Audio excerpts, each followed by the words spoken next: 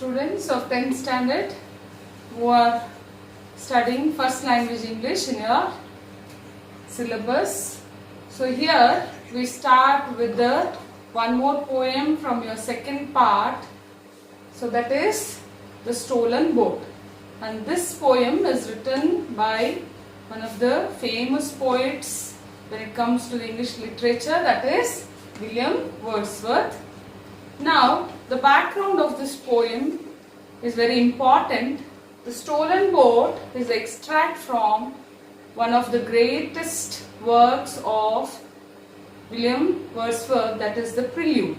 So in Prelude you get to see the collection of poems, and this is also called as the autobiographical poem, or you can also call it as a ballet, which tells you the different stories related to the early life of William Wordsworth. And it also tells about or depicts about the spiritual and poetic development of William Wordsworth.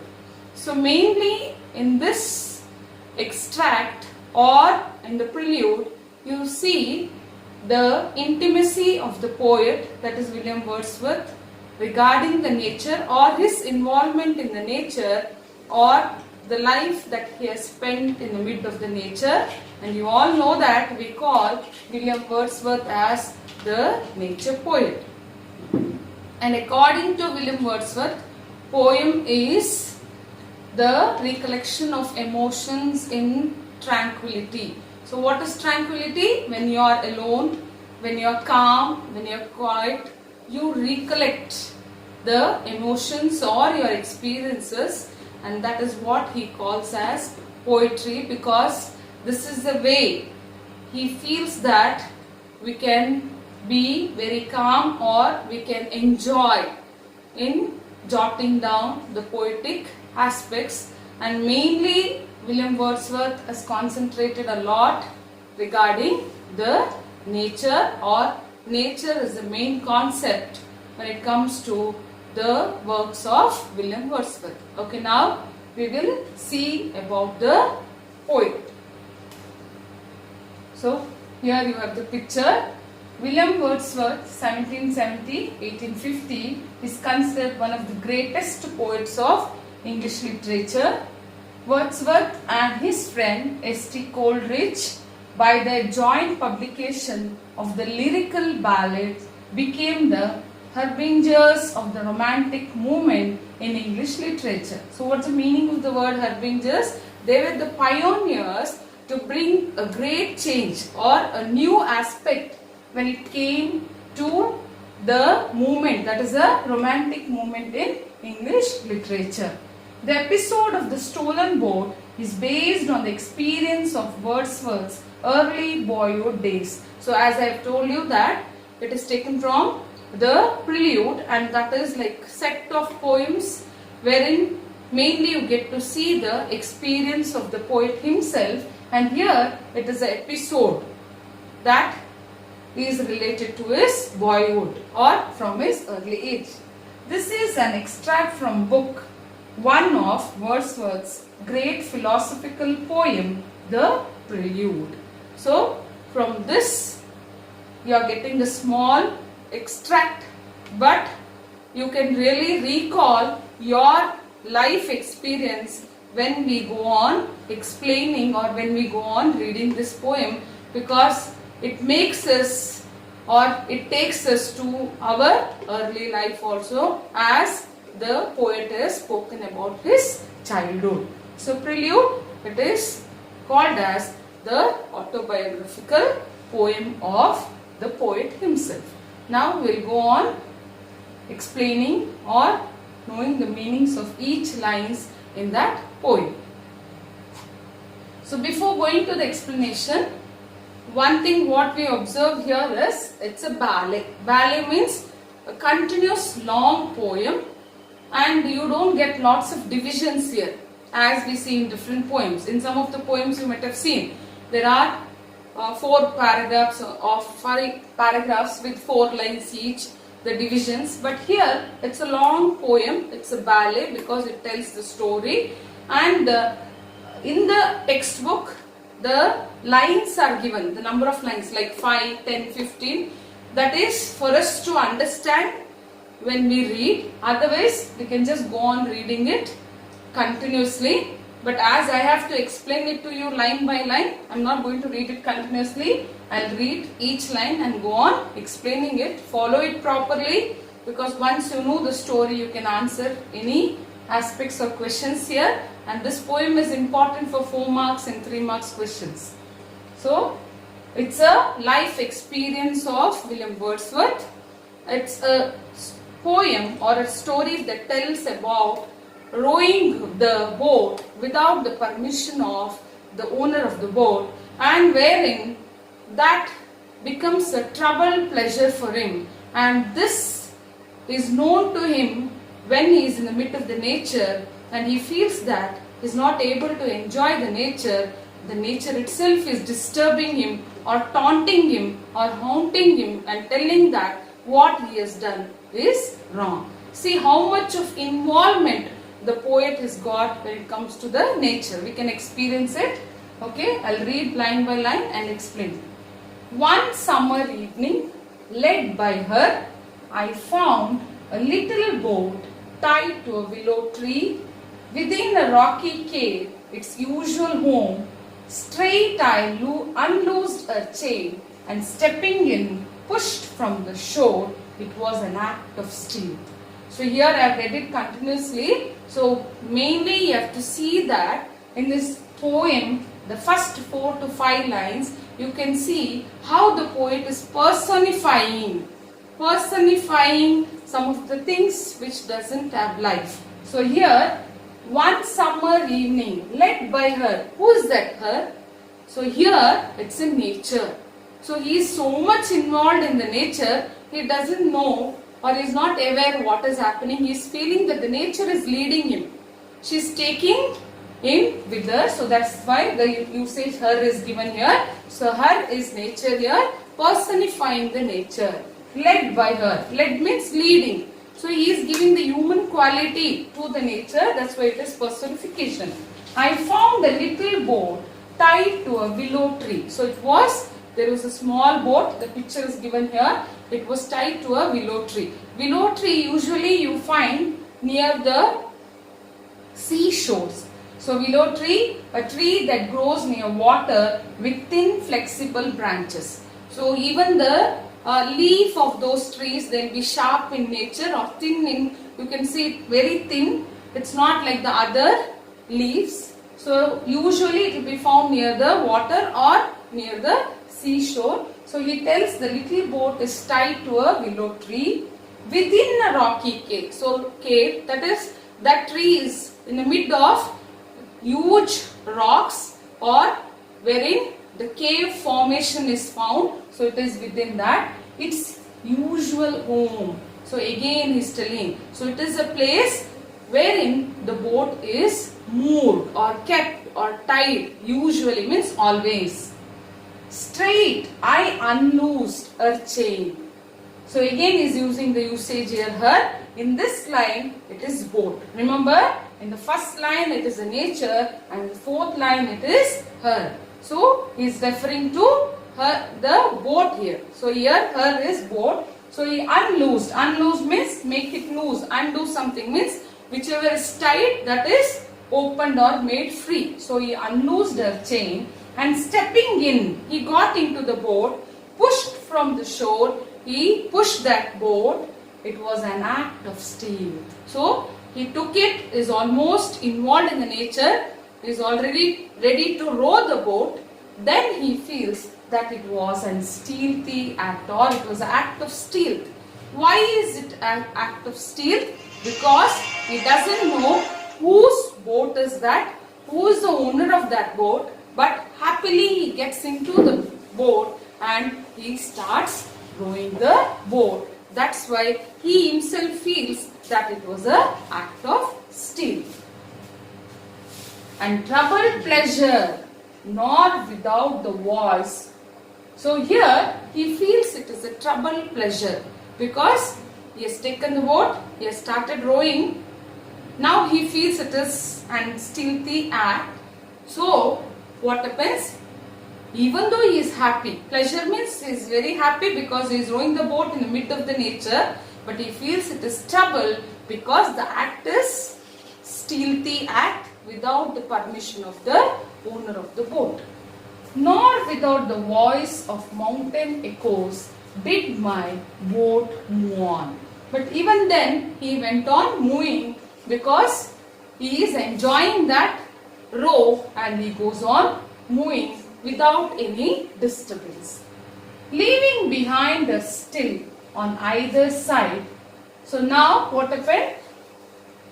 He is feeling that he is done a stealthy act, but he is not thinking a lot about that because he is involved in the mid of the nature. So he is just going on moving, but even then he feels that whatever he has done is wrong and he has to leave that boat there, but even then he enjoys. Small circles glittering idly in the moon. So usually what this time refers that he is going on a row almost at the sunset time. So he is telling small circles glittering idly in the moon. So if we observe the moon, we can see different types of shapes. So that is what he is telling, it is glittering there until they melted all into one track of sparkling light. Now what happens when that light falls on the water in the river or a lake? Now you can see that reflection, and there all those idly glittering circles, what happens? They all melt together and they form a single track of sparkling light. But now, like one who rose proud of his skill to reach a chosen point with an unsavouring line, I fix my view. So now, even though he was troubled, he observes the moon, he observes the water, he is enjoying so much. So now he is very happy, he is very proud that he can row that boat. That is the skill of rowing the boat. He is very happy about that, he is proud about that, and he is ready to go and reach that chosen point. Means he wanted to row to the other end of the river or the lake. He wanted to go and reach there. So he was happy and he was just moving. He did not have any other disturbance. So he was constant.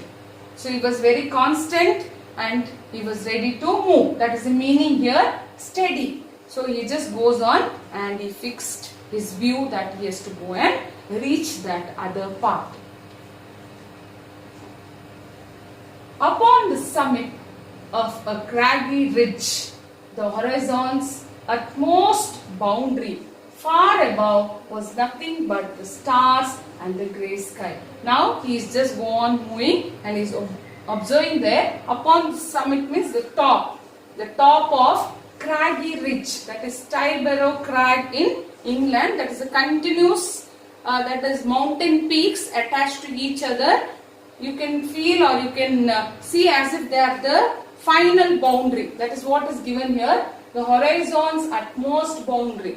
So here the poet feels that he is going to that boundary or he is going to reach that boundary. So he could see that the top of that craggy ridge, far above, was nothing but the stars and the grey sky. As if he is going to that side, and above that craggy ridge he could see the stars and the grey sky. Grey sky means, it again tells you that it is almost getting dark, because I told you he has started his journey at the sunset. Now he is again concentrating on his boat. He is telling about the nature and talking about the boat again. She was an elfin pinnace. See here, now again here he calls that boat as she, and directly he compares or directly calls it as elfin pinnace. So what is this elfin pinnace? It is a small fairy-like boat. So here, as the poet is calling it elfin pinnace, that is called as metaphor. The figure of speech is metaphor. When he uses she, then it is personification. See, here this line will be asked for you in the question as a question regarding figure of speech. You should be very clear there. So if it is underlined and asked only if it is Elphinstons, then yes, surely it is metaphor. And even if this line is given like this, so mainly they will concentrate on this. That's why you can write it as metaphor itself. Even though there is she, the reference, but you better concentrate on this and write it as metaphor. Lustily, I dipped my oars into the silent lake. Lustily means passionately. He was very happy because he is rowing that boat.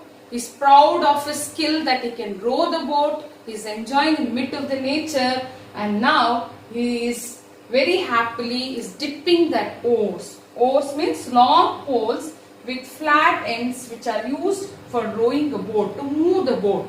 So the water has to be pushed back so that the boat will move, and that is what he is doing, and he is very happy. So he is telling, I dipped my oars into the silent lake. The lake was very silent, so he dipped the oars, and as I rose upon, as that oar was raised upon the stroke, means once it is moved, so there will be one stroke of water. So that's why what happened? Now the boat is moving. My boat went heaving through the water like a swan. So how is it moving? It is heaving. Heaving is rising up, means the movement of waves in the water. You might have seen, it will raise up and go down. In the same way, the movement of the boat, and it was moving like a swan. See here, one more figure of speech, like a swan. When there is a usage of the word like, then it is simile. This poem is very important. You can get any lines regarding the figure of speech. So concentrate on this. When from behind that craggy steep till then. So till here, it's an enjoyment. He was happy, even though it was a little bit of troubled experience. He was enjoying it. But now, see here, when from that craggy steep till then. So now this is a situation wherein he feels that craggy steep means those ridges, they were, what is that? Till then they were almost placed there itself, behind the craggy steep. Till then, the horizon's bound, a huge peak, black and huge, as if with voluntary power, instinct, upraised its head. So, till then there was no problem. It was just a craggy ridge, which was the horizon's bound, means it was almost like the boundary, the skyline. Now he feels a huge peak in that boundary, that is the black crag, means which is very dark, the blackish crag. Now he feels that blackish crag which is black and huge, as if with voluntary power. There was a sudden outcome of power in that huge craggy or huge mountain, and there was a instinct upraised. What is this instinct? Filled with power, it upraised means there was a movement. It rose up. It suddenly rose up. What did it do? It raised its head. Means all this is the imagination or the feeling of the poet, because he feels that what he has done is wrong. I struck and struck again. So he is feeling that somebody is coming behind him, and he is feeling that mountain is behind him. That's why what did he do? He started striking that oar so that he can move very fast. I struck and struck again, and growing still in stature, the grim shape. So even though he was moving very fast, he felt that rock was just going on. That mountain was just going on, increasing in height. So it was growing. Then the grim shape. What's the meaning of the word grim? Frightful, fierce. He could feel that. He could see that. It was very frightful to see. Towered up between me and the stars. So he felt that it was growing to such an height that he was not able to see the stars which he could see in the beginning. So it towered up. It went on growing in height also, or towered means rose up like a tower, growing very high and still. So it was also continuously towering or growing. For so it seemed with the purpose of its own and measured motion like a living thing. So now for him he felt that, or he could feel that, or it looked like there was a purpose of this action. There is a growth, there is a movement, and he felt that there is life in it. So there was a very fast motion, and he felt that that mountain has got, or that craggy ridge has got life. Strode after me with trembling oars I turned. So he felt that that craggy ridge was coming behind him. Strode means to move with long step, or walked with long step, means coming very fast.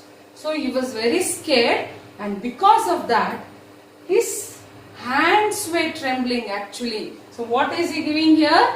With trembling oars. Because his hands were trembling, even the oars were trembling. So this is called as the transferred epithet. The figure of speech here is transferred epithet. Means the action is actually done by something else, and you can see its result on the other one. So actually the hands are trembling, and you can see that the oars are also trembling. So with trembling oars I turned, means suddenly he started moving very fast. And through the silent water stole my way. So through that silent water, now he is feeling everything is very silent, and he is feeling that he is going very fast, that he just wanted to reach his home. Stole my way means I was just go on moving. Back to the covert of the willow tree. So where he wanted to go? He wanted to go to the place. The covert means the hidden place, the usual place where that boat is moored. So he wanted to go there, that is a willow tree. There in her mooring place, I left my bark. So now he went there, its usual mooring place. Mooring place means the resting place, the shelter of that boat. So he went there, and he says, I left my bark. See, he enjoyed that ride. He was very happy rowing that boat. He felt that he himself is the owner of that boat. So he is telling, I left my bark. Bark means the boat, small boat.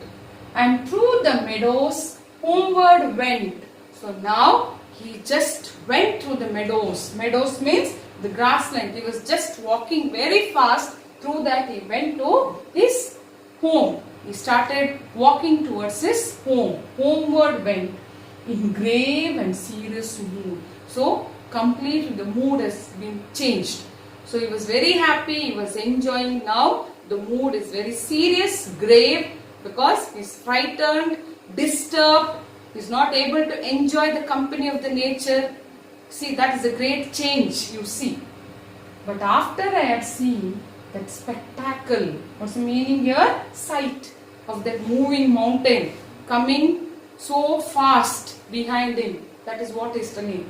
For many days my brain worked with a dim and undetermined sense. So he felt that he is not able to think anything beautiful. So it was almost dim, and all undetermined images, or he was under pressure. He was not able to enjoy anything. That's the meaning. So here what happened is undetermined sense of unknown modes of being over my thoughts. Means his brain did not work. So it was almost dim. All his thoughts were covered with unknown modes of being. Means which is not known to him. Always he enjoyed the nature, the beautiful picture of nature, beautiful things in the nature, but now everything is undetermined to him, and he feels that they are all unknown to him, and all his thoughts were always beautiful, but now it is covered by such things wherein he was almost dull or dim.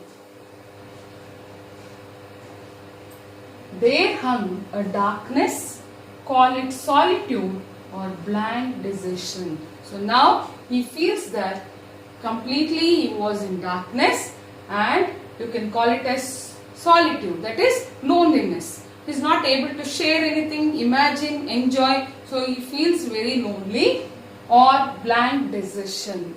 Decision means devoid of thought, means who is almost diverted, is not able to think anything beautiful. And devoid of what type of thoughts? So he was almost diverted from what type of thoughts? Here, no familiar shapes remain. So no familiar shapes which is familiar to him, related to nature, everything was gone. No pleasant images of trees. He could not even imagine the picture or the beauty of trees or the nature of sea or sky. Nothing came to his mind. No colors of green fields. Green fields, even those things he felt was all dark. But huge and mighty forms. Only he could get the huge and mighty forms of that craggy ridge. So only that has been in his mind, or it has occupied into his thoughts, that do not live like living men. So even though it was not living, but it was in his mind or in his thoughts as if they are living. Moved slowly through the mind by day and were a trouble to my dreams. So it was there for so many days as if it is living, but slowly it started moving out of my mind and were a trouble to my dreams. So it was troubling him so much. He could not think anything beautiful, and he was really finding it very difficult because he loved the nature. He wanted to be with the nature, and this experience made him get diverted from the nature. So why is it? Because so much of involvement in the nature made him take that boat and row into the nature and enjoy the nature. But what is that one thing which disturbed him is he felt the act what he has done, that is taking the boat without the permission of the owner, was a stealthy act. So this is the experience of the poet, especially regarding his childhood days. And one thing what we have to see here is so much of involvement and enjoyment, so that has been experienced. He has recollected this.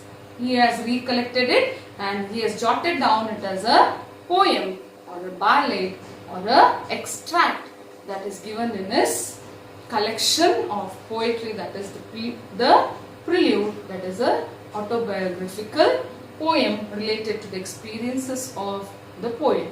So it's a long poem and it's a continuous poem. I've gone line by line. Read it. It is very important for the long answers and also the figure of speech. And in your first model question paper, which was issued by the KSEEB, there were questions regarding to the answer to the contest also. So go line by line. Thank you.